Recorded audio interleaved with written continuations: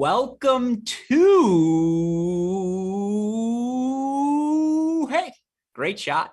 This is the Great Shot Podcast, a Cracked Racquets and Tennis Channel Podcast Network production. My name is Alex Gruskin. On today's show, we've got another edition of the Deciding Point for all of you listeners. Now, we appreciate all of you tuning in live who did so knowing that we changed the schedule for this week's show. Of course, last night we were fortunate enough to be able to be on the broadcast for Ohio State against Texas A&M. As such, we moved this week's episode of our Women's Division I College Tennis Recap here to Wednesday. Now, rest assured, barring another broadcast, we will be on Tuesday nights, 9 p.m. Eastern Time, each and every week throughout the rest of this college tennis season. You podcast listeners will be able to hear this every Wednesday throughout the course of the college tennis season, but the change in schedule due to the additional broadcast on our Cracked Racquets channel. Of course, we are always happy to have the opportunity to promote and highlight all things happening in the college tennis world. So we do apologize for the delay in this week's show, but as always,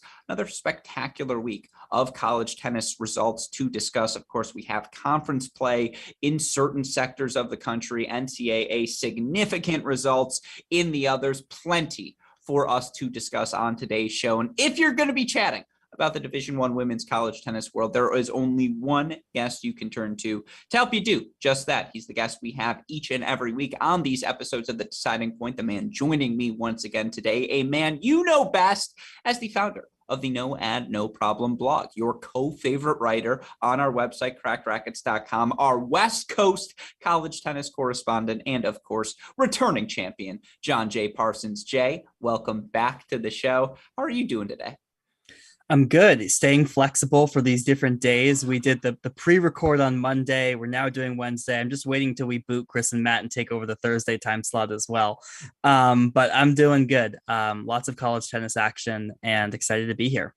I'm not going to make any annex jokes because there's serious stuff going on in the world. If you want the Thursday show, just give them the boot. It's yours. I will happily sell you the ammunitions to do just that. Yeah, again, I appreciate your flexibility. I appreciate your willingness to, of course, talk about all of the latest and greatest action because there is so much for us to recap here on today's show. Of course, in particular, SEC conference play underway. Got to take note of all of the action sorting through the SEC. I will also point out, I just finished recording our first SEC-specific weekly podcast. That's something we're going to be doing every week in correspondence with our Friday Red Zone broadcasts. Of course, you can find those SEC broadcasts every Friday throughout the day on all of the various team websites. I believe we have 12 more matches here this Friday. So men's, women's college tennis action, if you're interested, you tune into that on Fridays. Of course, we'll have Big Ten specific matchups podcast as well to help correspond with all of our Big Ten matches we're showing on our Cracked Racquets YouTube channel. That's all day on Sunday, and conference play about to get underway. Of course, we've also got Baylor at Michigan on the men's side this Sunday.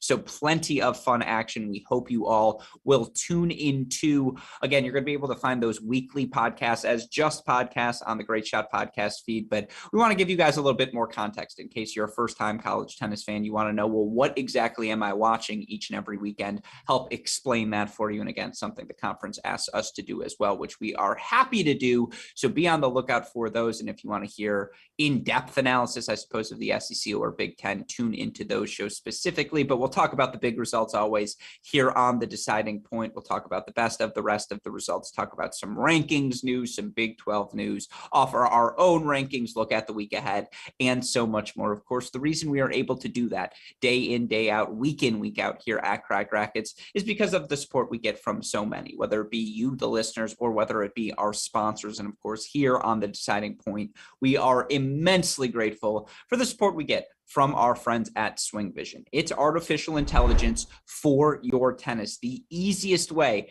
to get better, folks, in the near term. There's one way to do it. You download the SwingVision app here today. All you got to do every time you play, set up your phone on the back fence, on the back curtain. It'll record your hitting session. It'll break down your film for you. All of that in one location at a pretty cheap price. That sounds like a win to me. Of course, you can learn more about SwingVision by clicking on the link in the description to this podcast. Once you do inevitably sign up, use our promo code CRACK20, you'll get $20 off plus a 14-day pro trial. Again, a huge thank you to our friends at SwingVision for their support. Learn more by clicking on that link in the description to this podcast, or just download it on your phone today. A shout out as well to our friends at Turnup, who we are so excited to bring back here as a supporter of this Great Shot podcast, because look, Turner Grip's good enough for my sweaty hands, and I'm always sweating, whether it be the podcast, whether it be on the court, you name it, it's happening. Turner works for me. And if it can handle this, it can handle you. So I promise you folks, there's a reason all these pros, all these college tennis players, juniors players are using Turner products, whether it's grips, whether it's strings, so much more, you name it, they've got it. You can contact them and join the team by emailing sales@uniquesports.com. Let them know we sent you. You'll get free samples. You'll get discounted prices. Thank you to our friends at Turna. Email sales@uniquesports.com to learn more. With all that said, we are officially a show if we've got double plugs to start here at the top, Jay. It feels like, again, something, shout out to the support we're seeing across the tennis world for college tennis.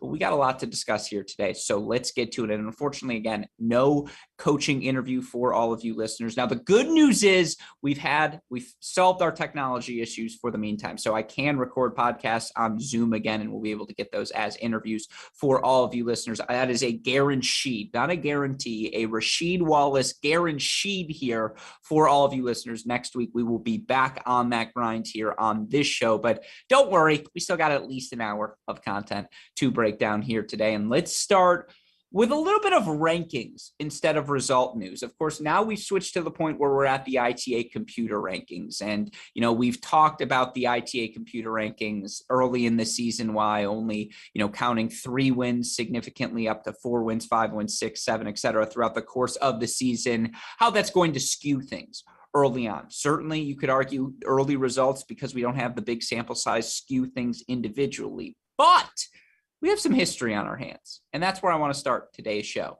Daria Frayman, the superstar player for Princeton, she becomes the first Ivy League women's tennis player in history to reach the #1 ranking in the country. Now, her Princeton Tigers, they're 4-9 overall, and we can talk about them in the second and why we were right or wrong about them, whatever frame of mind you want to take here momentarily. But let's acknowledge the history. Daria Frayman, first #1 in Ivy League conference history. Those things matter. It's a testament to the fall she put together. Yeah, it absolutely is. It's also a testament to how important the fall is for these results, right? I mean, Daria Frayman ascends to the #1 position, #1 ranking in the country, yet she hasn't played since January. Yeah. So, I mean, it's an incredible testament to what you can achieve at these Ivy Leagues, right? We're starting to see a lot more blue chip recruits, juniors from the U.S. going to Ivy Leagues, really valuing that education.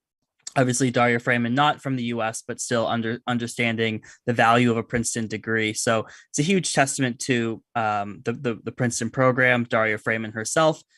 But I'm a little bit of two minds here. And the second part of this is, yes, congratulating Daria Frayman, but you said it best. These rankings matter, and I want to make sure we get them right. There are two things that I find really important about these rankings. It's the selection and seeding for the NCAA tournament. And then it is things like celebrating historical landmarks like Daria Frayman. And we need to evolve to a ranking system that better does both of those things, because as more and more players either, play more in the fall and less in the spring, or too many of these top players play none in the fall and struggle to get wins in the spring as matches go unfinished, I want a ranking system that really does portray who is the best player during that period of time. Yeah, I think that's completely fair. Now, Daria Frayman, finalist at the National Fall Championships, and earned a bunch of good wins throughout the course of the fall. I remember watching her. I believe she beat Connie Ma, right, in that National Fall Championship run. Look, she's as good as anyone in the country when she's playing her best tennis. But again, you look for this Princeton team who falls to 4-9 now overall on the season as they headed out west this past weekend. A loss 6-1 at Pepperdine, no shame in that. A 5-2 loss at San Diego. That's really going to hurt them come NCAA tournament time. And again, they probably will get the conference bid from the Ivy League. Does conference bid trump 500 rule? I think it does, right? If you get the conference bid, you ultimately end up going. I think it has to. Yeah, I believe so. And you look for them, again, they're 4-9 on the season. 3 of their wins, 4-0 over Cornell, 4-0 over Columbia, 4-0 over Harvard. And they've got an Ivy League schedule pretty much, I think, exclusively remaining, other than a match against ODU at home, which is just going to be a fascinating match and a big chance. Well, you thought it might be a big chance for ODU to gain some points here in March. Less so now, given Princeton's struggles. But here's the big thing, and you mentioned it. We haven't seen Frayman since January. Brianna Schvetz, who I think it's pretty public now, will be headed to Duke, if not next year. I think it's the year after that, whenever she's able to graduate from Princeton and be eligible. We haven't seen that much of her. We haven't seen that much Vicky Hu, and just across the board, this Princeton team has not been healthy. And so the sad thing is, had they been healthy from the start of the season, I think this could have happened, like on its own merits, because they played a really good schedule, right? They had Oklahoma States of the world. She would have had shots at the Sleeths, or at the time a Corley sister, and had all these chances to earn some serious ranked wins. And unfortunately, it's just been a really tough season for the Tigers. Well, are you talking about Frayman's ascent to number one would have happened on its own merits? I think it could have, with the non-conference schedule that Princeton played, right? If she goes undefeated through all those matches, even if the team loses, she'd have been in the mix. Sure. But she hasn't been undefeated in the dual season, right? And actually, I would argue that not playing has helped her. She's not taking any losses, and all the wins in the fall still count towards her ranking. And I agree with you. What I'm saying is, had those losses turned into it's an unknown because she didn't play, I guess, is my argument. That's the glass half full take here. It's like, this could have happened for Frayman had she played a really good start to her dual match season. But sure. Oh yeah. I mean, absolutely. Just with that, that was my argument, is that this could have happened anyways, but it obviously didn't happen under the ideal circumstances. Yeah, no, absolutely right. She's clearly a top player in the country. She proved that in the fall. But just what a disappointing season for Princeton. And this is a team with so much talent. But when you're not fielding 3 of your top 4 players for almost match in, match out since January, you're going to have these sorts of results. And so fortunately for them, they get to go through the Ivy League, which doesn't have as many strong teams this year. But if they're not fielding, again, Frayman, Vicky Hu, Brianna Schvetz, So Howard, they might not be your conference champion in the Ivy League. No Schvetz, no Frayman this weekend. 5-2 loss for them at San Diego. San Diego's good, right? They're a top 35 team. They will be in the NCAA tournament, but it's tough. I mean, again, Princeton is not going to be seeded well. Like, they'll be at Virginia or Duke or one of those, East Coast teams, probably as the 4 seed. And I'll say this, if they're healthy and you see Frayman and you see Schvetz and you see Hu and you see Howard, all of a sudden you're like, are we serious? Yeah, like, that's how a disaster. Yeah, that is a disaster looming for some team come the NCAA tournament, and a storyline for us to continue to monitor. But there's your rankings news. There's your history. And again, we haven't locked in too deeply on the ITA rankings yet, or the rankings in general. Simply put, we talked about this last show. It's just early. Like, we're 2 weeks away, a week away, 2 weeks away, 2 weeks away. Once conference play is 1 week underway everywhere, now we're serious. Now you got to start counting matches and counting victories, because the finish line is in sight, and we'll start getting into those things as those sorts of deadlines approach. But let's move on now to our next topic here. And, this is a conference play that has begun. And certainly as you look in the SEC, things getting interesting. Let's talk about a team in Tennessee that was certainly in contention for a top 16 seed. You look for this Tennessee team early on in the season. They beat, they earned a bunch of good victories, a win, or their only losses being to NC State and to Ohio State coming into this past weekend. Those were 2 of the top 5 ranked teams over the course of the past weekend. This Tennessee team's got a bunch of depth everywhere across the board. And as you look for Tennessee, again, whether it's, Martena at the top spot, McGriffin, Kutzer, just across the board, they've got a ton of talent. But as we look here for this Tennessee team, I completely went out of order, and I apologize, super producer Daniel Westoff. You're right, I missed a spot here. But I do think as we look as the SEC more broadly, and this was sort of a pecking order sort of thing. And you saw for Tennessee, they dropped their match to South Carolina. They dropped their match to Florida. You look, in the SEC conference, again, perhaps more pressingly, Georgia, Texas A&M starting to make their rise as well at the top of the conference. Let's look at the SEC here, and let's start at the top. What do you make of Georgia, Texas A&M, and just, again, as it says here, I think they have started to break away from the pack. What say you? Yeah, I mean, I think certainly of note, Georgia's second weekend of SEC play, right? They kind of swept through the Mississippi schools that first weekend. And I thought they looked really dominant against South Carolina and Florida this past weekend. I mean, the way that they, steamrolled through Florida, which is a rivalry match. I thought they looked really impressive there, particularly in comparing their score lines to Texas A&M as well, comparing those shared opponents. To me, based on the results so far that we've seen in the SEC, it's clear that these are the top two teams. And then you brought up Tennessee. Number 3 feels like anyone's ball game. Maybe it was Tennessee, maybe not after this weekend, right? But overall, really impressed with Georgia's weekend slate. And I'm sure we'll talk about the results today as well. Well, Chris and I talked about Auburn a lot on our SEC Weekly podcast. And again, you'll be able to hear that first episode tomorrow, but they're the highest ranked SEC team right now, 12-2, number 7 in the country in the latest edition of the ITA rankings. And they're not beating teams 4-0, but they are beating teams. You look across the board for this Auburn roster, they have had a ton of success just about everywhere. And, obviously you look at a Texas A&M team that's 18-1. And, if one line call goes differently at the national indoors there, I've said this on another podcast, this is the new North Carolina was going to win 2020 NCAA take.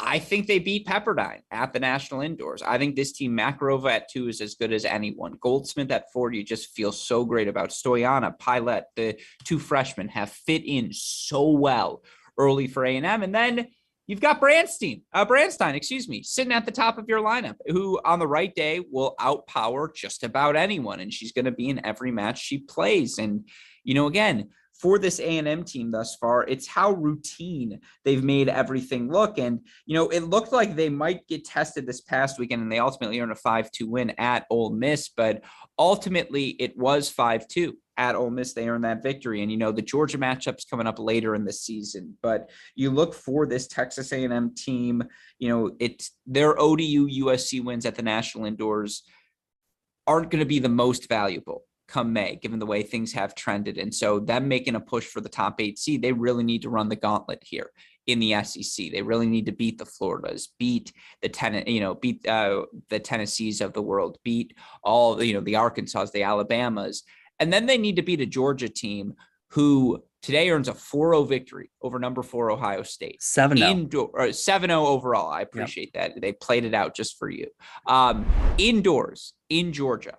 Again, indoors, though, this Georgia team, this was only their 10th match of the season. They had, lost 4-3 to Virginia. They lose a 4-3 match to NC State. 2 really tight battles at the national indoors. And that was the tough thing for the SEC. Yeah, they got a couple of teams in, but Florida drops their matches to Ohio State and Virginia. And, Georgia goes 1-2 on the weekend. Auburn 1-2 on the weekend. Them making a push for the top 8 seed, you feel like someone might have to run the gauntlet.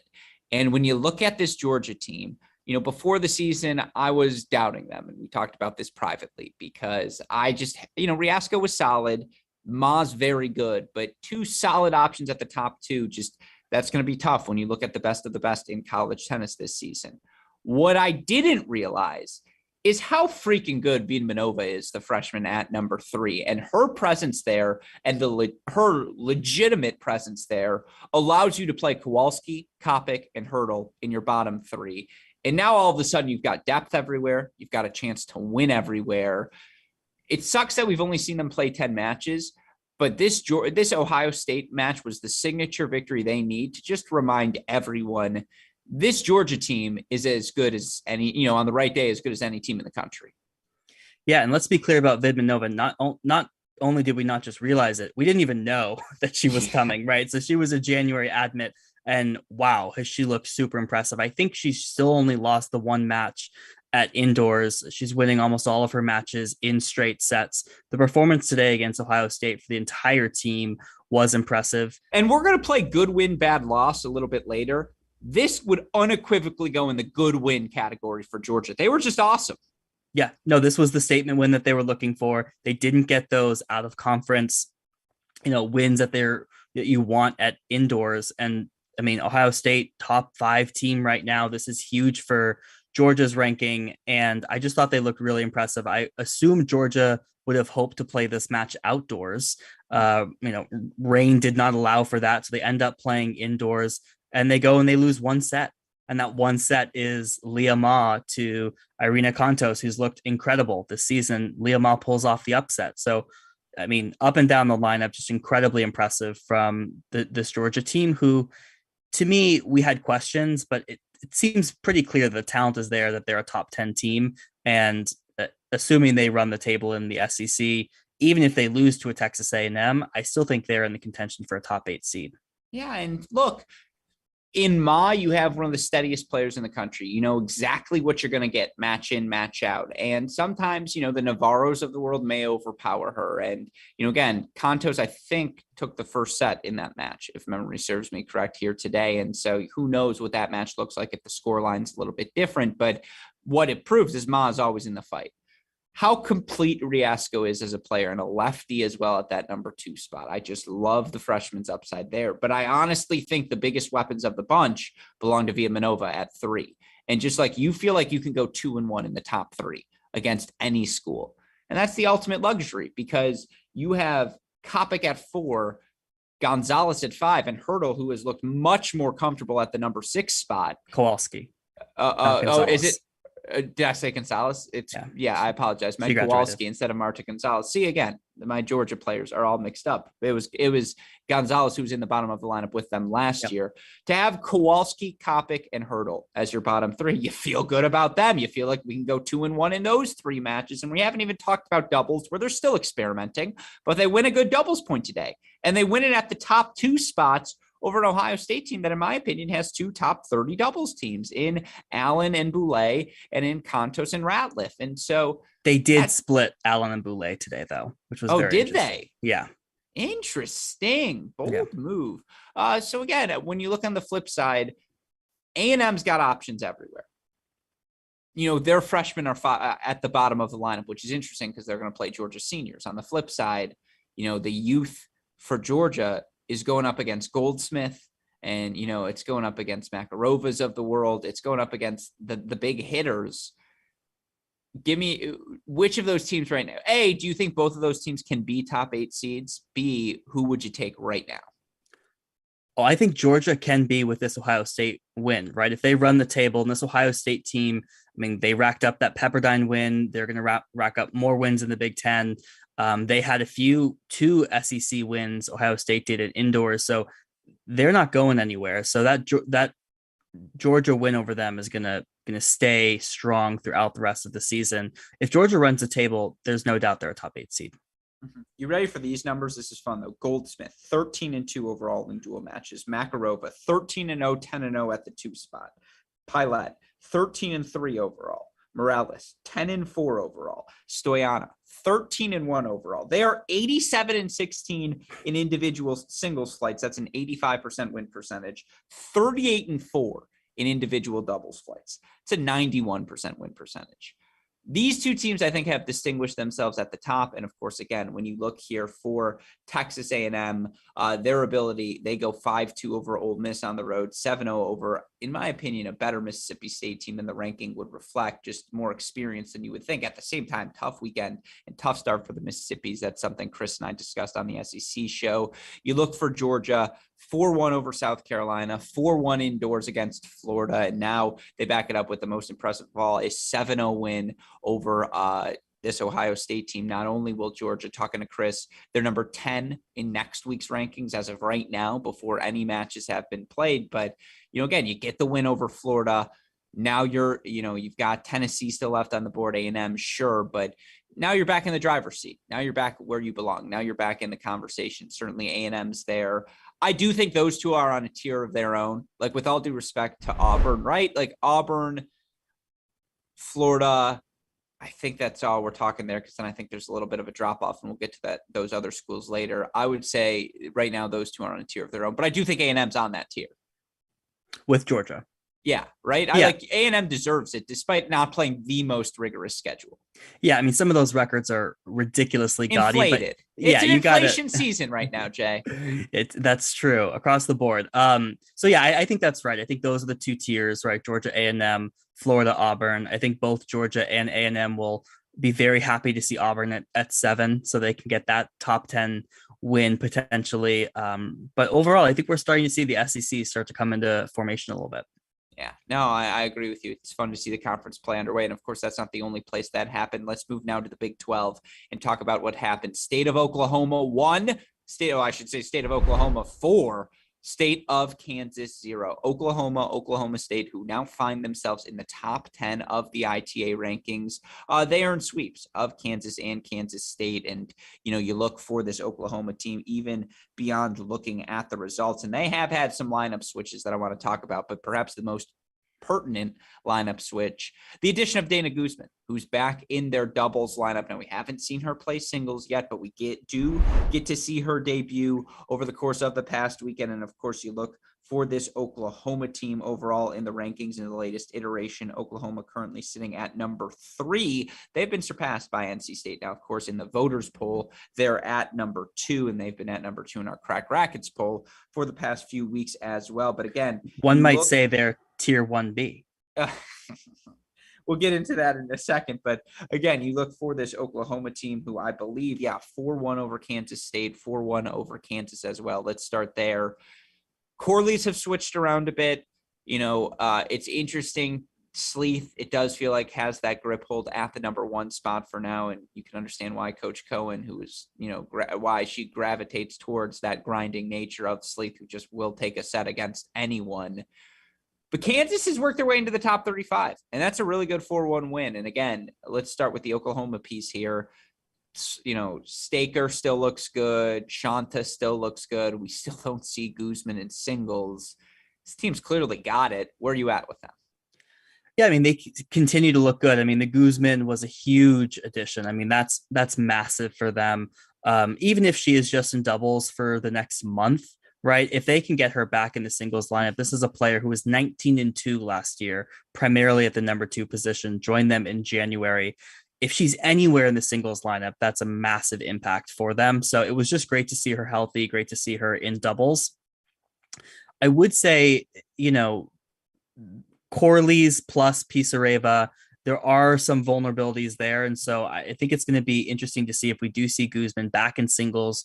Where does she slot in? How does that change things? Because they've been riding with this top 6, basically the entire season. Well, that's the thing, though, is they can afford to work her in slowly. Yes. And because you don't feel, if this is your 6, well, you just made the national indoor finals with them. Yep. You feel good about this 6 no matter what. And again, the Corleys, Ivana, I don't want to say she's come back to earth, but I don't think you can ask anyone to replicate an 8-0 weekend like she had at the national indoors each and every weekend she plays. That said, Sleeth, Corley, if that's your top 3 at the NCAA tournament, well, we saw what they just did. I'd probably go, Sleeth, Carmen, Ivana. Pisareva, Staker, Shanta, throw them anywhere. I feel good about all 3 of those players, regardless of position. I feel like there's a lot of parity in that bottom half of the lineup. And again, if you keep waiting for Oklahoma to blink and they're to, like last year, Tennessee, I think lost at Arkansas on the men's side. And that was the kind of wait a second, is the Tennessee bubble bursting? And then it was no, it didn't. Don't worry, we're fine. I actually think for Oklahoma, well, I don't know if Coach Cohen's going to pop the bubble on her own, right? Her teams don't need that extra motivation. She'll keep them motivated. I do wonder if that loss is going to come for this team because they have just looked so good. And again, if they run the table in the Big 12, they are your co-favorites with whomever you want to put next to them, but they are just as likely as anyone to win this NCAA tournament if they can sustain this level of success, because this is what an elite team looks like, what this Oklahoma team is doing. I mean, yeah, that would be super impressive, particularly with the strength of the Big 12, right? Absolutely. Texas, Oklahoma State, Iowa. And there's just a ton of teams in the Big 12 that on any given day could knock off this Oklahoma team. Particularly, it could be when they start putting Guzman back in the singles lineup, and maybe she suffers a lot, right? Loss, right? Like there's a lot of variables here. So overall, though, I mean, it's all upside for this Oklahoma team. They're continuing to look strong. You know, I would potentially see a straight line replacement with Guzman and Pisareva to start. It's just my opinion, but overall, I mean, it's all upside. They're still looking good. They're still looking strong. I thought the way that they handled both the Kansas teams was impressive. Here's the thing, though. It's like, Pisareva has not underperformed in comparison to Shanta or to Staker. It's like, I mean, it's just like a tough call to make. I agree with you. I think Shanta's got a little bit more pop. I just like that Staker at 6 just makes sense. Like, just put a bow on that position. That's what you should have at the NCAA tournament.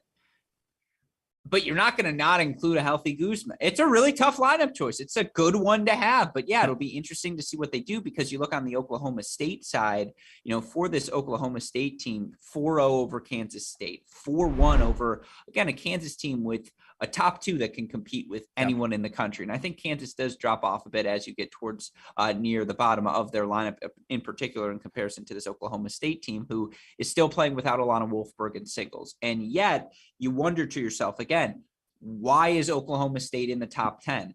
Well, it's because their only loss was at Ohio State, playing without 2 of their starters, or they're, again, early in the season, and they've pretty much rolled ever since. Yeah, I mean, the list of victories that they have over teams ranked like 15 through 35. I mean, you just like go down the list. They've basically played everybody. They've only lost to Ohio State. Like, again, how can you knock them? No, you can't. And that's why I was excited to see this matchup, particularly against Kansas, right? Who had a strong showing against ODU, knocked them off. And look, beat Northwestern. I mean, fair to say that Oklahoma State looked just as impressive over the Kansas schools as Oklahoma. So, they're looking really strong. I am interested about Alana Wolfberg, who hasn't played singles. We did see her dabble in singles at the Blue Gray. Didn't see her in singles this weekend. So that's a variable worth watching for sure. Is it a 3-headed race for the Big 12 conference? Oklahoma, Texas, Oklahoma State. Do you consider them all on the same tier? How would you differentiate? No, I think it's at this point, I think Oklahoma is a tier above Texas, who is a tier above Oklahoma State. Who is a tier above everyone else? The Baylors, the Texas Techs, the Iowa States of the world? Yes. I think Iowa State can fight its way in. Okay. As we look at the NCAA tournament, top 8 seeds, Oklahoma's going to get one. Do only one of Texas, Oklahoma State get one? As in, is there only space for one of them? No, I think there's space for 2, because I think one of the Texas or Oklahoma State team is going to get either one win right over the other, or potentially 2 if they knock off Oklahoma. And I think that will be enough to solidify them into the top 8. I do think Oklahoma State needs a win over Oklahoma more than Texas does, because Oklahoma State doesn't have that top 5, top 10 caliber win that will really vault you into the top 8. I agree with you. I think it's going to be really interesting. Again, Texas Tech has taken they've had an up and down season. I think there's a lot of talent there, but from a top 8 perspective, you needed Tech, Baylor, Oklahoma State, Oklahoma, Texas, probably all to be top 25 schools. If you're going to get multiple top 8 seeds, and even beyond 2, you almost assuredly need it. They don't have that right now, but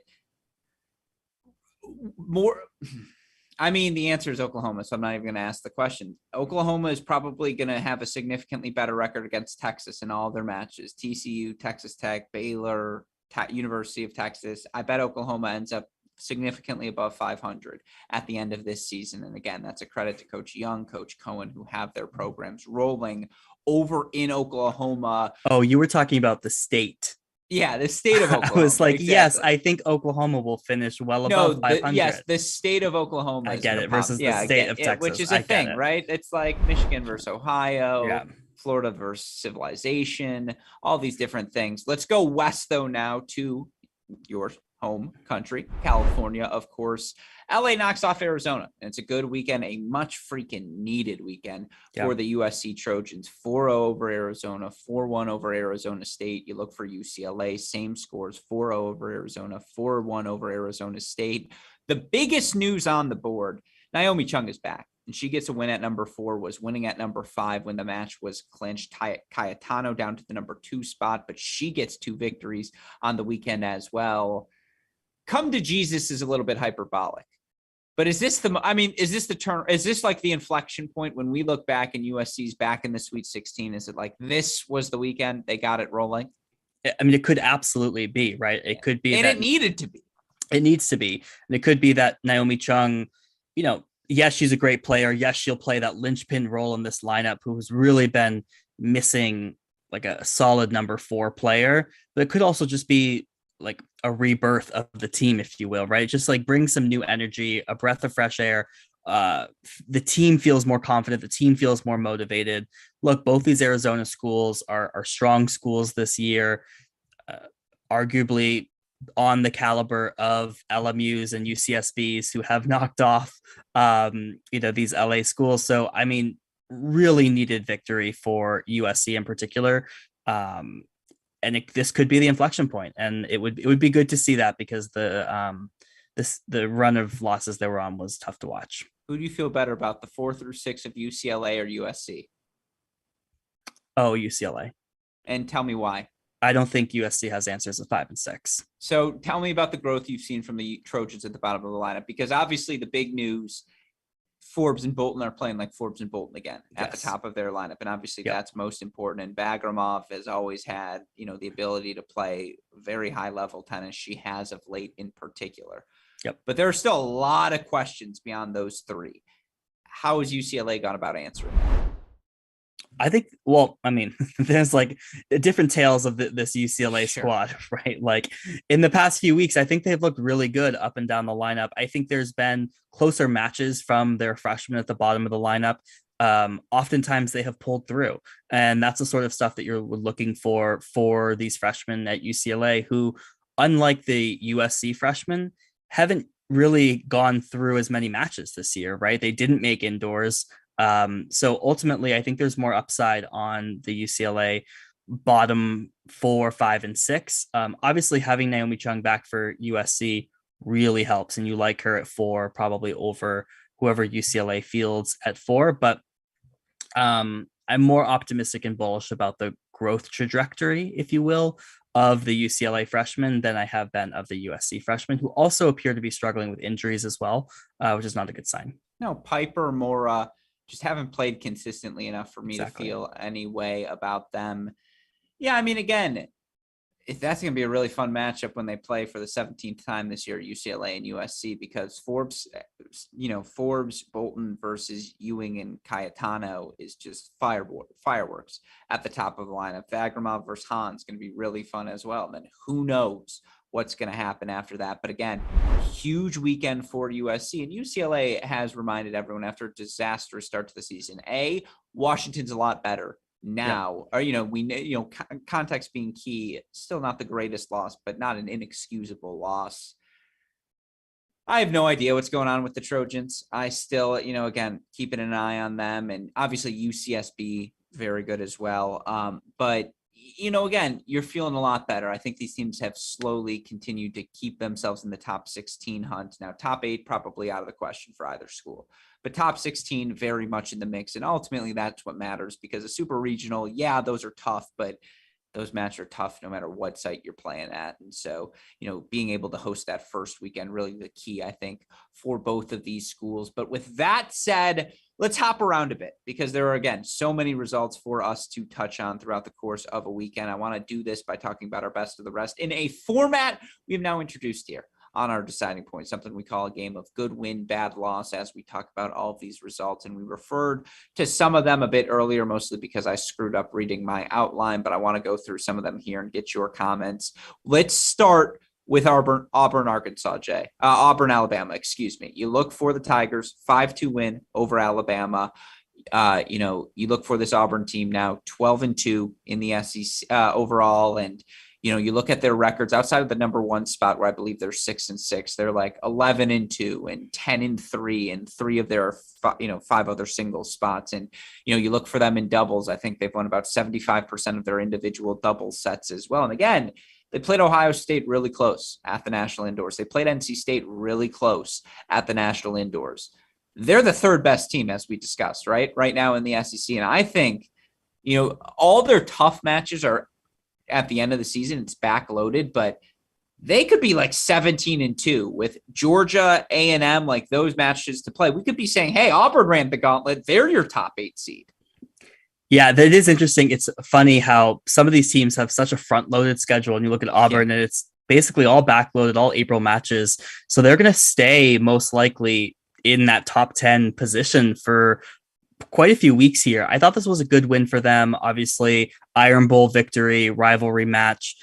Alabama, surprisingly, we talked about this last week, has started out pretty strong. So I thought they continue to look good. They continue to be able to find answers across the board. And, it's a little bit of a tease because I'm like, okay, let's get the Auburn, Florida, Auburn, Georgia matches this weekend, please. We got to wait a little bit. It's fair to ask. And again, you look for this Auburn team. They're just pretty good in just about every spot. And so, I think that's a good win. Auburn, I would agree with you. Now, Alabama is pretty good as well. And I'm forgetting the last name of the sisters that they have in their lineup, but I think the 2 and 6 or 5 singles positions, but they've got depth everywhere. They're pretty good at doubles. And, let's just talk about this quickly. Vanderbilt loses to Bama, loses to Arkansas, loses to Auburn. 0-3 to start the SEC season. They're in, danger of dropping outside the NCAA tournament cutoff line, and they've still got A&M. They've still got Georgia. They've still got Florida. They've still got Tennessee. It's not going to get any easier. They're not at panic button mode yet, but they're pretty damn close to it. Yeah, we had this conversation last week, right? It's tough. There's not much more to add other than third set losses too, although Arkansas has been pretty good. Like, that's the flip side, the glass half full. You know what? We'll get back to this match in a second. Let's go now to Tennessee, who I brought up earlier. 0-2 weekend for them. Let's start with the South Carolina results. South Carolina knocking off the Volunteers, 4-1 victory for them. I'm going to go good win here for South Carolina. Hamner, Ackley, healthy, playing their best at the 1 and 2 spot, but it's everywhere else. It's Davies. It's the entire lineup. Tennessee's good everywhere. I don't know if they're exceptional anywhere, and that's not to be rude to the players on their team. Again, they can beat a Florida, a Georgia, a Texas A&M on the right day, just as likely as they are to lose, as they did in this match here, to South Carolina. I think they are a very good team. This, for me, is South Carolina waking up and saying, hey, remember when everyone thought we could be a sneaky great team this year? This was why. Yeah, I mean, in a lot of ways, I thought Tennessee was going to have the season Auburn is having, right? Sure. Not top 7, right? But like that team. It's actually a great call, Jay. This is why you have to be here. Thank you. Just one of those teams where, like, yeah, up and down the board, Martena at the top of the lineup, McGiffin, like, they can compete everywhere. It's a good win for South Carolina, who has had tough sledding with injuries. Obviously, they lose freshman Grotowski for the whole season. That hurts them. But this is also a bad loss for Tennessee. And I think it's a bad loss because when you look at that South Carolina lineup, you should be able to concede Hamner and Ackley. Maybe you get one, but if we're going to say that you're good up and down the lineup, like, Tennessee should be taking those matches at 4, 5, and 6 in a way that they weren't able to against either South Carolina or Florida, but particularly South Carolina when it comes to the depth of that lineup. I'm blanking on the Tennessee 3 right now. She's played really well of late. It'll come back to me. I'll look it up as we get to the next match. You look forward 4-1 for Florida over Tennessee. I think, again, that's a really good win for the Gators. Yeah, it is a good win for the Gators. Right, they're going to be battling for that 3 spot here in the SEC.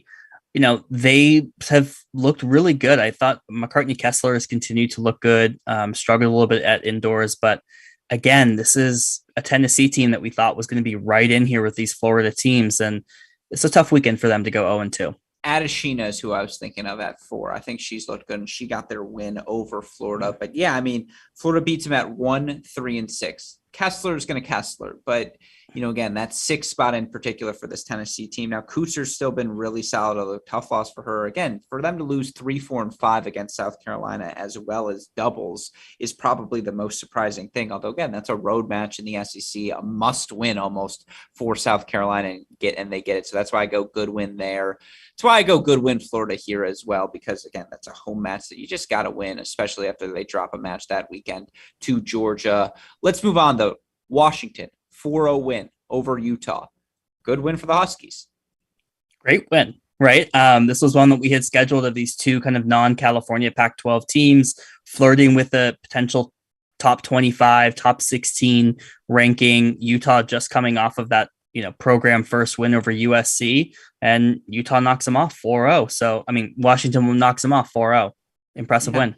No, and again, I still want to know how real is the Ute success in both the men's and women's side. Still too soon to tell. So we'll put a pin on that discussion, bring it back another week. Let's talk some upsets. Missouri, 4-3 over Kentucky. Now, this is a bad loss for Kentucky, especially because they take doubles and 3 first sets. But it's also an exceptional win for Missouri, who needed it, who get it, and we are a glass half full sort of program. So I'm going good win here, Jay. That said, and again, it was Edis, the freshman, at 6 for Kentucky. That happens. That's why I want to go good win here, because, Tigers, let's go. And it was at Kentucky, right? Exactly. So this was a road win for Missouri. This was a huge win for them. This is a team that they won one match in the SEC last year.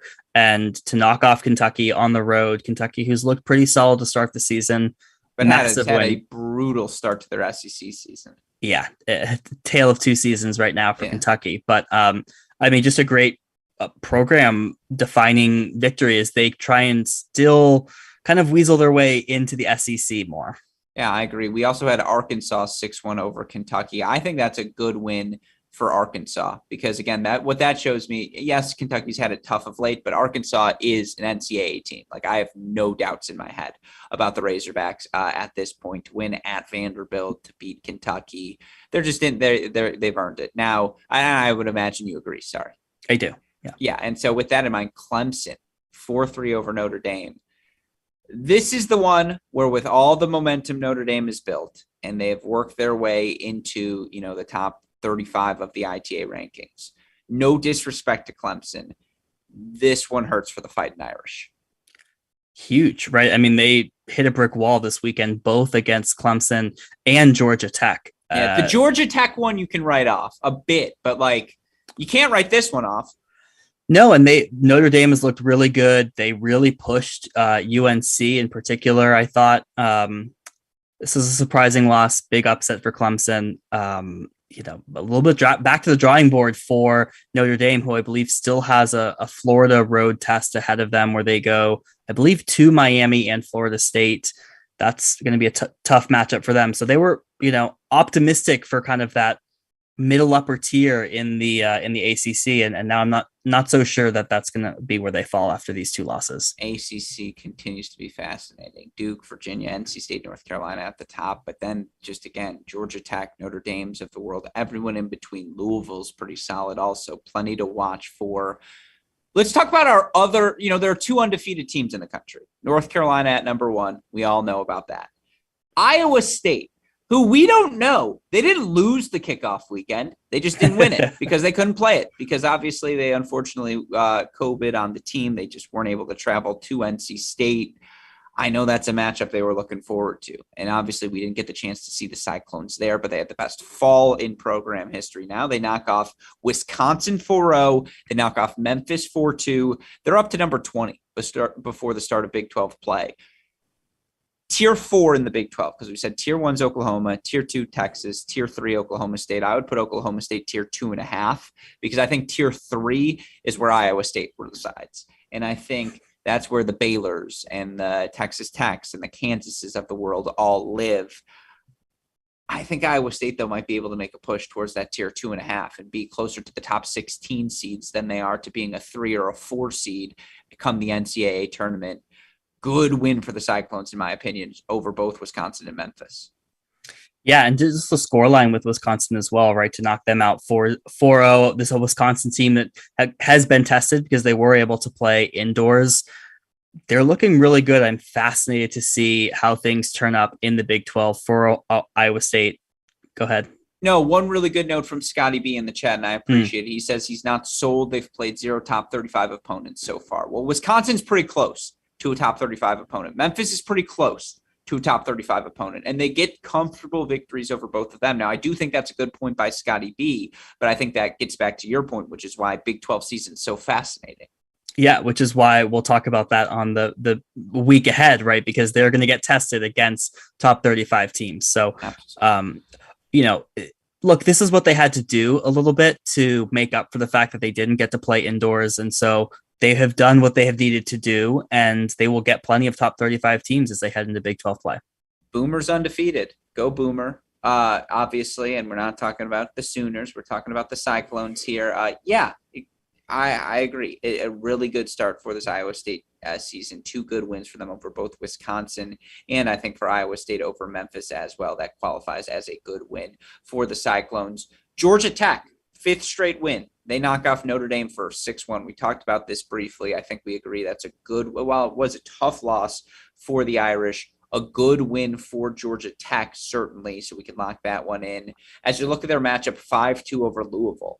It's a good win for Georgia Tech, but I also think it's a good loss for Louisville. Like, Louisville's pretty solid this year. Yeah, I mean, up and down the lineup, right? They've been able to field some tough matches. Georgia Tech is another team that like has a ton of interesting pieces, and they've moved a ton of players around, and it's good to see them start to find their footing, if you will, going into some of their tougher ACC matches. So just to have 5 straight wins, feeling confident, and Louisville is going to be a good test for anyone in the ACC. Yeah, no, I agree with you. It's just not a match off. Absolutely. They're going to sneak up on someone, and it's going to be like 4-3 against Duke at home or something crazy like that. And so just we are keeping our eye on you, Louisville Cardinals, and super producer Daniel Westoff, who obviously we're really hoping there's an Elite 8 battle between the Louisville Cardinals and my Michigan Wolverines in the NCAA women's tournament for basketball. We'll see if it can happen. Perhaps, again, work something up here. I filled out my bracket. You did? You just want the free merch. Let's be honest. No, you just don't want me to win. We can really be honest here. Yeah. That was the call to action that really resonated with me. Yeah. Well, I want you to know my Michigan pick. I think my men's pick has Michigan going to the Final Four, and my women's, because I was like, that's all I care about. If Michigan wins and I'm right, that would be way more fun. As we look over there, by the way, 4-0 incorrect, 4-3 for Iowa State in the end over Wisconsin, 4-2 against Memphis, but I think it was 4-0 at the clinch. 4-0 at clinch, yeah. Yeah. All right. Let's move elsewhere. We're going to rapid fire through some of these. Michigan against Columbia. I love you, Wolverines. I might actually put this under bad win as opposed to any other category. Like, it is a good win because they dropped doubles and they dropped 3 first sets and they managed to come back, and ultimately Julia Fliegner, they take 5 wins in singles, and Kari Miller comes back at 1, Fliegner comes back, Serdon comes back. Ultimately, it was a good win for Michigan. But it was almost very close to being a very bad loss. Yeah, we'll call it a scrappy win. Maybe not a bad win, but a scrappy one, certainly. But look, this stuff happens, right? We saw this happen to North Carolina earlier in the season where they dropped doubles 4 first sets. So, look, it would be horrible if they lost. They didn't, right the ship, and ultimately they escape. Without 3 of 4 of Hu, Howard, Schvetz, and Frayman, Columbia is going to beat Princeton. That's my hot take. If they don't have 3 of 4, if they're missing 2 of those 4 players, Columbia will beat them. We'll go tentative good win for Michigan. Baylor, 7-0 over Texas Tech. Bears are back. That's a good win. And again, they lost to a Miami team on kickoff weekend that we now know is a top 16 Miami team, or top 20 team. I think they're top 10 this week. Yeah, those computer. We're talking about our rankings. Right? Oh, okay. The real rankings here. Got it. Yeah, that's true. Yes, they will be top 10 computer. And the point being, we know how good Miami is. Yes. I think maybe I overstated how good Texas Tech was, but I think this is a good win because I do think Texas Tech is good, and Baylor gave it to them. Yeah, I mean, if anything, it's closer than the 7-0, but still 7-0. Yeah, if anything, it's more the scoreline that you look and go, oh, that's a good win for Baylor. You would expect them to win this match. Texas Tech has struggled a little bit. I think we were higher on them earlier in the season, but ultimately it's been an up and down season for Baylor. They've had some injuries. They've had shifts in that top of the lineup, and hopefully they can settle in here as they really kick off Big 12 season. Yeah, absolutely. All right, next match, LSU, Mississippi State. LSU wins 4-1. Light them both up, Westoff. This is a good win. It's also a bad loss. LSU has had 6 players in like 2 matches this season. If you're Mississippi State, you just can't lose this match. And they did. And it's a credit to LSU. That's why it's a good win, because if you were going to look in the dictionary right now at the word adversity, it would just say LSU women's tennis. Like that would be your definition right now. Everything they've gone through here this season, everything they've gone to over the past 18 months. And a lot of that has to do with things off the court. That is a whole other podcast for us for a different time. That's why it's a good win. But if you're Mississippi State, you just can't lose this one. Yeah, I mean, they've had a few matches with 6 players. This happened to be one of them. Although they retired at 6 singles, so they basically only had 5 singles players. I mean, it's been a terrible season for LSU so far, and they took doubles, I think, against Mississippi as well, and that's without a 3 doubles team. And like they almost or whoever they played on Friday, I forget who it was, but it was nearly a double weekend coup. Yeah. And look, they have talented players on this, roster, like Taylor Bridges Carrington. Exactly. And so they have pieces, and, that's where a lot of their wins came from that's where their 4 wins came from, essentially, against Mississippi State. But I think you're right. If you're Mississippi State, who is a better team than their ranking would indicate, this is a match you need to say, look, we're taking doubles and we're sweeping the bottom 3, and we're going to be competitive at the top 3 as well. So, I mean, light them both up. Yeah, Your fair, exactly. Light them both up. All right, rapid fire down the end here. SMU Tulsa, 5-2 SMU. I say good win just simply for NCAA purposes. It hurts Tulsa, but that's huge for the Mustangs. Huge for SMU. Disappointing loss, I would say, for Tulsa. Yeah, I agree. Not bad. Disappointing. Not a category. Do you know, super producer Daniel Westhoff and I had what if we did impressive win and disappointing loss? And he goes, Alex, that is literally just the same thing. And I was like, yeah, but doesn't it sound way better? And he's like, no, you're an idiot. And I was like, all right, fair. That's why you're the producer. True story. He can confirm. All right. Sometimes I make up those stories. That one's not made up, folks. That's a real one that happened. All right. Rice 4 over Charlotte. Again, same thing. This is an impressive win and a disappointing loss. I would lean more, though, good win Rice. I would agree with that one. Yeah. So, only good win Rice here. We talked about this one.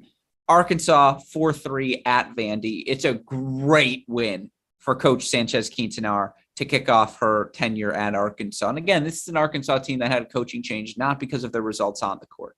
I don't know, though. Like Vanderbilt, this one hurt. Especially because I think they won 5 first sets in singles. 4 or 5. Yeah, this one felt like it got away from them. Look, the past few weekends have hurt for Vanderbilt. Definitely a good win for Arkansas. Vanderbilt is still going to be tough sledding because they have a lot of these top SEC teams still on the docket. So this was one that they really wanted to have.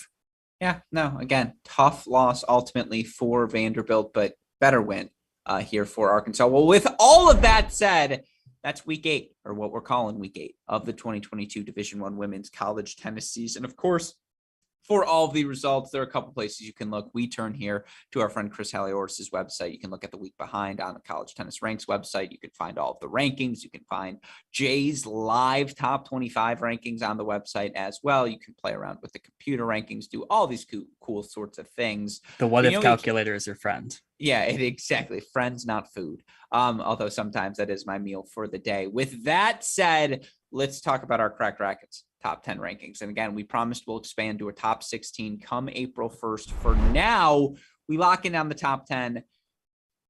We did this, I want to say, before Georgia beat Ohio State. These rankings were locked in, again, based on the Tuesday poll. We didn't do them before this show here today. As such, North Carolina, Oklahoma, NC State, Ohio State, Pepperdine remain your top 5. After that, it goes Virginia 6, Duke 7. Of course, Duke did beat Virginia 4-3. I think that's a J thing, not a me thing. We can talk about it in a second. Pretty equal there, though. Stanford 8, who beat Texas at 9. A&M's at 10 because I have A&M ranked higher than you do. Georgia, I'm sorry for giving it away. Georgia was your number 10 team. And obviously, if I could go back, I'd probably – well, that's the thing. So here's my question to you this week. Beyond the directionality, the rankings, because I think we'd both agree this is about right. Yeah. If you were going to put Georgia in, who are you dropping off? Is it A&M because they don't have a signature win? Well, why don't I just tell you? Yeah, well, I know because I know it's Georgia you have above A&M. That is your answer right now. So, but I'm saying you now know Georgia beats Ohio State. And I like to think I did some talking you into Texas A&M throughout the course of this podcast. With that said, if I gave you a second crack at the top 10 right now, would you just straight up replace Georgia, Texas A&M and, move everyone down? Well, I think the better question is how high up do you move Georgia? That's a good question. Right. And where do you move? And where do you move? They probably go around State? 8. They're probably around number 8. And I probably move Ohio State now down below Duke. Yeah, I would go. Yeah, maybe Georgia 7, Ohio State 8. Yeah, I would move. I keep Pepperdine, Virginia, Duke, and then I'd probably slot in Georgia. Because Pepperdine, Virginia, Duke, Ohio State, they all have beaten each other, right? And it's just like keeping Pepperdine up there now gets a little bit tougher. Yeah, but that's where the break would come for me is the Texas and Texas A&M. Yeah. And then everybody else, slides up. Yeah, but again, Texas falling out of the top 10 or Texas A&M falling out of the top 10 right now. But I think there are 11 teams though. Like I think all of those teams, Georgia would be the 11th. After them, Auburn's really good. Michigan's really good. All those teams are very good. But I think right now there are 11 schools still on my list because I like to cross off throughout the course of the year, right? If I was doing cross-offs for who can still win a national title in my mind, I think I've got 11 teams. Could Cal be 12? 2 drinks in me, I'd say yes. Could Michigan be 13? 4 drinks in me, I will say yes. I would say that, those are my 11. I'd be like, that's the 11 right now who are a little, and Cal 12 who are a little bit above everyone else. That's a good question. Yeah. That's what we do here. This is why women's tennis this season is way more exciting than men's. I don't know, because I think we're at 5 right now for the men, maybe 6 on the right day again. You just said 13. No, that's for the women. I know. 13 is bigger than 5. Yeah, but 5's really fun too because it's a little less stressful. Where you're like, okay, let me lock in here. Like, why has Baylor not clicked the way we've all expected them to click? Versus like, I don't know what's up. Like, you got to follow. It's just harder to follow more teams. Yeah. No, it absolutely is. And I'm hoping that we'll get clarity as the matches continue. We will. Like, North Carolina can sweep the ACC season, sweep the ACC championship, and yet those matches are going to be 4-1 or 4-2 or 4-3. And Darren Bolton on the comments, who I appreciate, says, you have been drinking. I have not been drinking. Never drink before a show. I've tried that before. It didn't work. Never again. Yeah, by the way, with Dalton's approval, let me be clear. It wasn't like innocuous drinking on the job. We were, I think, at a tournament or something, and we wanted. I'm not explaining this story. The point being, I don't know. Like, oh yeah, the tort video too. Good call, West stuff. But that was shot for shot. Quickly retired. Cracked Racket series we attempted. I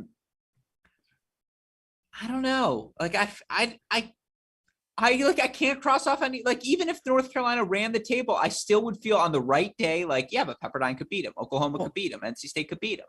Yeah, but that's the UNC will forever have an asterisk until they win an NCAA title. I think we will get clarity on, but now I get to say my favorite thing. They wouldn't have had an asterisk in 2020. They were that much better than the rest of the field. And I think going into last season, I felt that way about them, Pepperdine, in Texas. And I would have said UCLA because I was in trans, I just thought that top 3, give me them on the right day. And they obviously lose 4-3 to Pepperdine.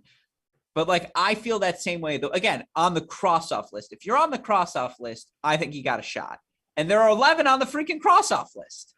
All I'm saying is that 11 will become closer to 4, 5, 6 after conference play. I don't know if it will though. Like, because I won't cross off Texas. I just won't. Even if Oklahoma sweeps them, I'm sorry. I'm not crossing off that team. Not when you have the core back that they do. Unless Virginia or Duke beats in North Carolina, but I'm not crossing off Duke. I'm not. I saw them at the NCAA tournament last year, Jay, where they were, I don't care what the scoreline was. They almost beat North Carolina. Like, and that nucleus is back. I'm not crossing off Virginia. I'm not. I refuse. I don't care. Like, I'm just not. And if Georgia beats A&M 4-0 both times, maybe I'll cross them off. What's the argument to a cross off? What's the scenario? Fine, if you lose 5 matches between now and May, I'll cross you off. But short of that, there's no scenario for the cross off. There's so many reasons that we would cross teams off this list. Give me some of them, please, because I'm having a hard time. Okay. Right now. All right. Chervinsky never comes back for UVA. I don't know if I cross him off. You're kidding. They played Duke really close, even without her. I know, but come on. I'm not crossing him off. Okay. I'm not, because Navarro and Subash give you 2 points, like they can on the right day. And it's just what if they're both on fire and they're winning doubles and they're winning those 2, and now you just need 1 freaking more. Odell can pull out 1 more. Munera can pull out 1 more. I'm not crossing them off, but go ahead. This is total stretch logic for a NCAA championship team. You're right. They wouldn't be the favorite, but they're not crossed off. What is your definition of cross off? Someone who has you're not winning. It's just not happening. Last year, Michigan going into the NCAA tournament, crossed those bad boys off. I think Virginia was a year soon last year, so I had them crossed off. They were like a bubble team. I would have crossed off last year's Duke team. But again, here's why you can't cross them off, is because none of these teams are definitively in the categories of the Pepperdine, the Texases, the North Carolinas right now. Now, I just don't see a world where there can be a team that emerges on that tier. I guess that's my real problem, is I don't have a favorite, so therefore I can't cross anyone off. Okay. I don't think you need a favorite to be able to cross teams off. There is realistically going to be a handful of teams that will win this tournament. I mean, just look at last year's NCAA men's tournament. Florida ran away with that tournament, and going into it, the Sweet 16, we were sitting there going, well, no, they didn't. Tennessee beat them in the final of the NCAA final. Of the NCAA championship. Florida ran away with the NCAA tournament. Oh, I heard SEC tournament. Sorry, not talking about SEC. Florida ran away with that NCAA tournament. They didn't lose a single singles point. Yeah. Going into that event, 12 teams, 13 teams, who could win this? The answer is there's only going to be a handful of teams. It is never that large. It will not be that large this year. And we will learn more and more pieces, whether it's injuries, teams losing, WTF, why can't they pull out 5 and 6 singles? There will be so many variables that when we record this podcast going into May, we're going to be talking about max 5 teams. All right. Well, we're doing this now in every ranking segment. We're doing the cross-off list. I'm going to start doing it with the men as well. Is it fair to have 11 right now, or 12? We'll throw Cal on that list. Can we have 12? You can make your cross-off list as large as you want. All right. What's yours? Ohio State is not winning the NCAA championship this Cross off the Buckeyes. You know what? That's 100%. Not a horrible cross-off. I'm actually closer probably to crossing them, but it's all road losses. Keep that in mind. These are all road losses. But the best thing Ohio State has going for them is that it's at Illinois, and we might play that whole thing indoors. Which apparently we learned didn't matter today, but go on. Yeah. Stanford, they're not winning this. Duke, not winning this. Cal is definitely not winning this. Yeah, that's a little generous. Yeah. Okay, so my list is 1, 2, 3: North Carolina, Oklahoma, NC State, Pepperdine, Virginia, Texas, Georgia. I'm going to stop there. No A&M. Interessante. So that's what, 7 schools, 8 schools. All right. Still a sizable list. Of course. That might be a premature cutting of the Buckeyes. Coach Schaub, cut the clip. I'm going to send it to you, and that's some motivation for you and the team. But with that said, let's look at the week ahead. And again, these teams going to have the chance to continue to distinguish themselves from the rest of the field as we look at the week ahead. And I apologize, I'm looking down because I'm looking at the iPad here for the schedule. Obviously, we had the big matchup today. Tulsa at Oklahoma is a matchup fun for everyone on Thursday. Auburn at Mississippi State, Vanderbilt at A&M, Florida State at Virginia, Utah at Cal, Baylor at Iowa State, Wake Forest at Georgia Tech. That's just a sampling of your Friday matches. Saturday, USC at Pepperdine, Georgia at Tennessee, Wisconsin at Northwestern, particularly fun as well. Sunday, Ohio State at Nebraska, NC State at Georgia Tech, Texas at Iowa State. I bet we see a no ad, no problem blog on that match from one John J. Parsons. Furman at Charlotte's fun. Arizona State at Oregon's fun. What are you watching most closely? Yeah, that was a lot of schools, a lot of matches. I'll break it down for you. Here's what you should be paying attention to. We talked about the SEC. That was today's match. Big 12. Scotty B brought this up. They haven't played top 35 teams yet. They do this weekend. They play Baylor. Being Iowa State. Iowa State, correct. They play Baylor and Texas, both at home. So not only do they get, the test, but they're also at home. It's an advantage Iowa State. Really interested to see how they fend in that match. My undercard is, do you like the undercard, by the way? More than anything in the world, Jay. My Big 12 undercard is Oklahoma State at UCF. Everyone is going to Lake Nona this year. It's a great test for Oklahoma State on the road, outdoors, and they've won 10 straight matches. So they're putting that record to the test. That's the undercard, folks. I do like it. Sorry, go on. ACC, don't have an undercard here for you. Just the match of the week. Miami at Virginia. Virginia needs to win this to stay in that ACC top 4 conversation. We talked about her before. Is Stravinsky healthy? We'll find out. She was absent during their North Carolina swing. So it's going to be a big victory, big ranking points on the line. Yeah. Out West, anything top on 8 implications as well there, because if Miami gets the win, now it's like, whoa, that's one. Can we knock off an NC State? Can we knock off something? If we can do, or UNC, excuse me, so I think they already played NC State in the thriller we saw last week. But if they can do that, now it's a new ball game. 100%. And it makes that conversation for 3, 4, 5 in the ACC that much more interesting. All right. Undercard in the ACC, Georgia Tech's home matches. We talked about them, 5 straight wins. They're playing Wake and NC State. If they go 1-1 this weekend, it's a great weekend for Georgia Tech. Out West, you mentioned this one, USC at Pepperdine. Quickly, that's a match Wake has to win if they want to be a top 16 seed. Sorry, go on. Has to and stay in the top of the ACC. Yeah. Out West, USC versus Pepperdine. Mm-hmm. We just talked about the rebirth of this USC team. Pepperdine was without Fukuda and Pachkaleva in their latest matches.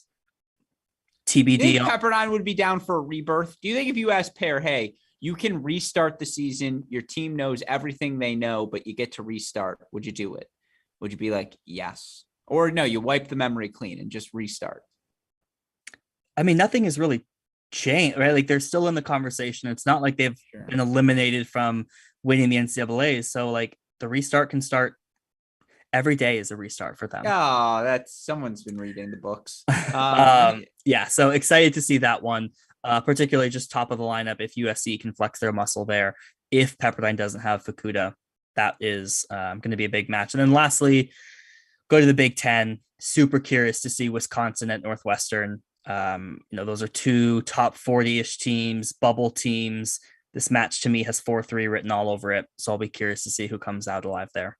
Going to be another really fun weekend of action. And of course, we've got action for all of you here at Crack Racquets, our SEC, no longer red zone. That's right, folks. It's a cross court cast. We've got our SEC cross court cast. Ignore what it says on the graphics there, folks. It's going to be a cross court cast moving forward. And you look across the board here today. Again, we've got 11 matches for you on Friday. It starts at noon. LSU taking on the Kentucky women. Going to end with a little Arkansas, South Carolina, A&M Vanderbilt doubleheader at 6 p.m. as well. We'll cover all of that action on the various team websites on Friday. Of course, on Sunday, we'll have our Big Ten cross-court cast as well as we rebrand here. Try to make it more tennis specific for all of you. But again, broadcast Friday and Sunday. SEC Friday, Big Ten Sunday. Of course, we will have our episode of The Deciding Point, talking all things men's college tennis tomorrow night here, 7 p.m. Eastern time. With all of that said, huge shout out to our friends at SwingVision. And remember, artificial intelligence for your tennis. You can learn more about them by clicking on the link in the description to this show. You use our promo code CRACK20. You'll get $20 off your order plus 14-day free pro trial. Of course, shout out to our friends at Turna as well. Learn more about them by contacting sales@uniquesports.com. With all of that said, Jay, any final thoughts on this past week ahead in women's college tennis? I have one. And it's a plug for the SEC cross court cast. And if you're not checking that out on Friday afternoons, that like post work, pre-dinner time, pre-going out time, things get very funky on the SEC cross-court cast. They did last weekend. It was a delight. So I highly recommend people tune in. Those Friday afternoons gonna stay funky, I can imagine. I appreciate you saying that. We had a long Cracked Racquets meeting here today at HQ, including Dalton Thieneman, who made the trip over here to New Pal to chat with Westhoff and I about the broadcast. It's always good to get a third-party perspective. Not too chaotic. It gets the job done. I didn't say it wasn't chaotic. I just but I'm saying it's not too chaotic. It's the right sort of chaos. It's on court chaos that I'm referring to. That the SEC, these SEC matches get funky. We saw it in the Tennessee match on Friday. Was glad to have witnessed it. I think it's going to be an entertaining show for the next few weeks. That's what I like to hear. Well, with all of that said, again, Friday SEC, Sunday Big Ten. Hope you all tune in. Hope you tune in tomorrow night as well. And of course, for all of your content needs, Indian Wells, college, juniors, you name it, we got you covered on our website, crackrackets.com. But with all that said, for the fantastic John Parsons, our super producer, Daniel Westhoff, our friends at SwingVision and Turn On, from all of us here at both Cracked Racquets and the Tennis Channel Podcast Network, I am your host, Alex Gruskin. Jay, what do we tell the people? Hey, great shot. And we will see you all next week. Thank you as always, my friend.